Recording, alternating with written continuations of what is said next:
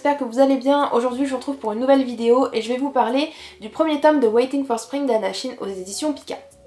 C'est l'histoire d'Haruno, une jeune fille qui a vraiment du mal à se faire des amis. Au tout début on la voit dans sa classe et elle essaye un petit peu d'aller vers les autres mais ça se passe pas très bien parce qu'elle n'arrive pas vraiment à dire aux gens qu'elle veut rester avec eux, qu'elle veut être amie. Elle a un petit peu du mal à montrer ses sentiments et voilà, donc elle est un petit peu seule. Et elle va rencontrer assez rapidement, enfin elle les connaît déjà, mais elle va rapidement faire la connaissance, on va dire plutôt, du groupe des 4. Ce sont 4 garçons qui font partie du club de basket et qui sont super populaires auprès des filles. Mais Haruno, bon, elle est très loin de ça.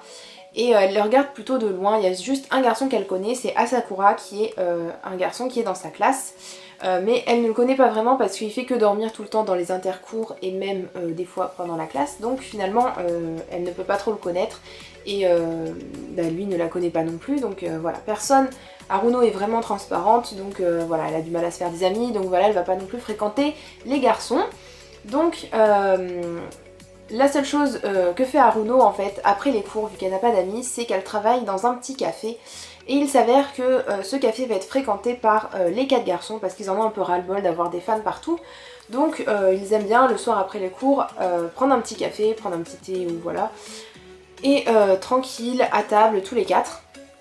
Et donc Haruno va les reconnaître forcément et c'est comme ça que tous les jours ils vont revenir à ce café et c'est comme ça que elle va un petit peu s'intégrer à eux, qu'elle va discuter avec eux, tout ça, et puis ils vont apprendre qu'elle est toute seule, donc ils vont essayer de l'intégrer à leur petit groupe et par la même occasion Haruno va se faire du coup des amis et une fille en particulier, une fille assez spéciale d'ailleurs. Voilà pour le petit topo de l'histoire. Donc je vais vous montrer rapidement les dessins avant de commencer ce que j'ai à vous dire. C'est vraiment des dessins que j'apprécie beaucoup, je trouve qu'ils sont assez bien travaillés, le fond est pas non plus vraiment fou, hein. C'est surtout les dessins des personnages, leur tête, leur visage, j'adore vraiment. Donc voilà pour les dessins. Que dire de l'histoire? Alors, d'habitude je suis pas très fan de tout ce qui est manga sur le sport et surtout manga aussi avec un harem de garçons, avec une fille et plusieurs garçons, tout simplement parce que je trouve que souvent... je sais pas, je trouve que l'histoire d'amour est moins présente, je sais pas, je suis moins en fait pour ce genre d'histoire. Par exemple, Kissing Not Me, j'avais commencé un petit peu et puis ça m'avait pas tant plu que ça. Enfin la majorité des histoires de toute façon que je lis, c'est toujours, enfin soit il y a un triangle amoureux ou soit c'est un duo de personnages tout simple. Et pourtant celui-ci ça a bien marché, alors je dirais que ça a bien marché. Tout simplement parce que les personnages, donc d'habitude quand on a comme ça plusieurs personnages, il y a souvent le sportif, l'intello, le dragueur et puis le personnage principal où on peut avoir des variantes un petit peu, mais en règle générale c'est ce qui se passe. Et j'aime pas parce que l'auteur en fait en fait des caisses sur chacun de ces personnages de telle sorte que le dragueur en fait il est super dragueur et il est horripilant.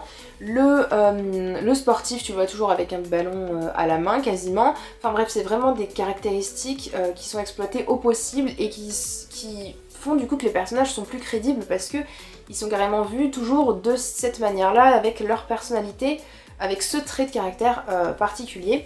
Alors que dans ce manga là ce n'est pas du tout le cas. Bien sûr les personnages en fait on apprend en fait à les connaître. Disons qu'ils ne sont pas dit d'emblée comme dragueurs, comme séducteurs, comme...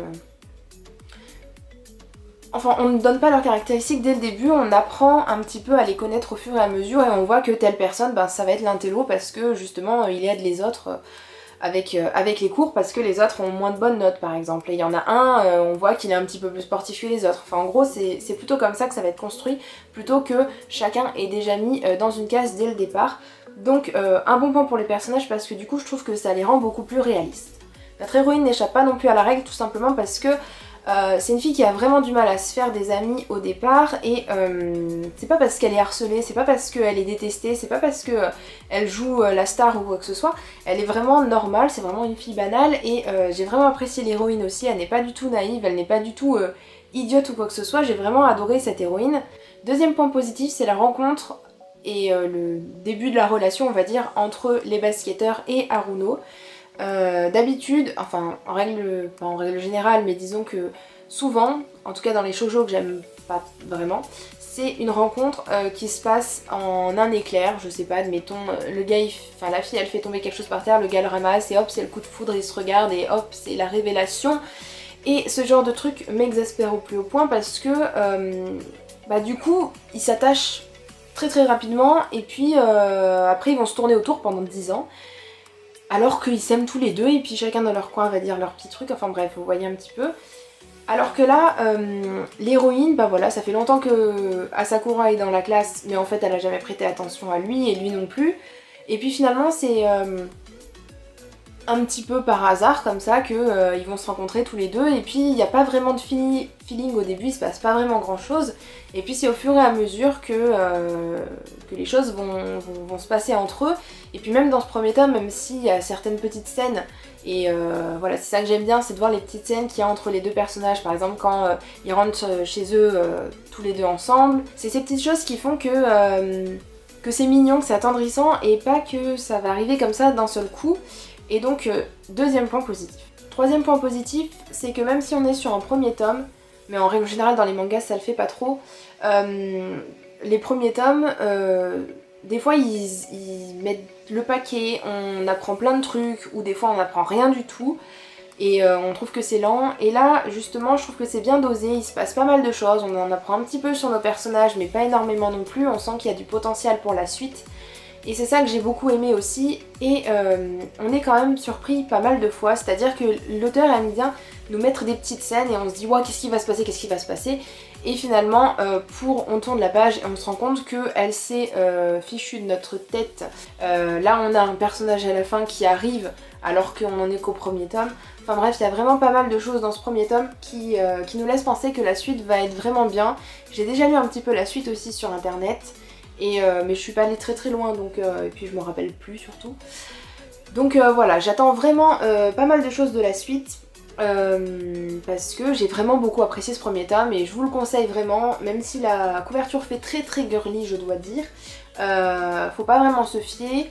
Et puis je vous le conseille tout simplement si vous voulez le découvrir, si ce que je vous ai dit vous intéresse.